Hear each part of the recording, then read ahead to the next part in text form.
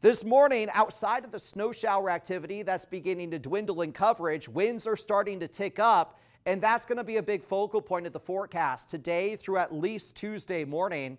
Wind advisories and high wind warnings are out for northern New York until late tonight.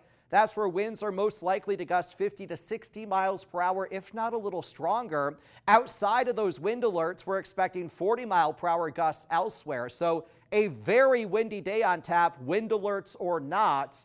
Case in point this morning, with that southwest breeze already sustained at 10 to 20 miles per hour, that south wind is dragging in milder air, but at the same time is initiating a wind chill factor. So temperatures that are in the 20s this morning are actually feeling more like the single digits in teens. And it's a real bummer on a day like today where we have temperatures in the mid 30s and sunshine on tap for the afternoon. But with a gusty southwest wind of 50 to 60 miles per hour at times, those mid 30s will be feeling like the single digits in teens this afternoon. So bundle up, grab the shades, hold on to your hats and the steering wheel real tight today. It is a bullying breeze that won't give up even overnight as that cold front moves in.